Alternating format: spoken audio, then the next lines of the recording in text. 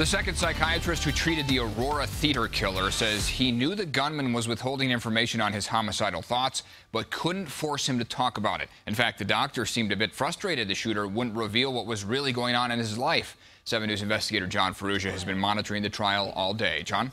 Yeah, Dr. Robert Feinstein told the jury he was primarily concerned that the defendant was having a nervous breakdown, that he might go into a psychotic episode. Secondarily, he said he had concerns there might be some violence, given the homicidal thoughts they discussed. Feinstein said it was clear Holmes was concerned about himself, but would not discuss anything about his actions or his intentions, deflecting questions and simply giving ambiguous answers. But the doctor says his patient was concerned about keeping himself safe.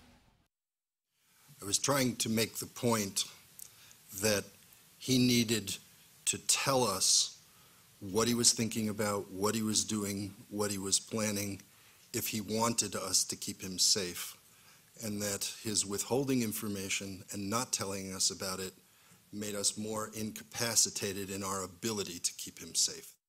Now, clearly, the prosecution is trying to convince the jury that this ability to keep psychiatrists at bay while simultaneously planning mass murder shows the defendant was sane. And the prosecutor tried to drive home that point with a direct question to the doctor. Did you see anything in your time with the defendant that led you to conclude as he walked out on June the 11th that he lacked the ability to make rational, logical decisions for himself? No, I believed he could make rational decisions. Now, tomorrow is expected to be an emotional day as Ashley Mosier will testify and may be the final prosecution witness. Now, as you remember, she is the woman who is now quadriplegic, lost part of her lung, and whose 6-year-old daughter, Veronica, was murdered. Her unborn baby was also killed. Now, the defense has objected strenuously to much of her anticipated testimony, arguing it's prejudicial to the defendant, but the judge is going to allow most of it.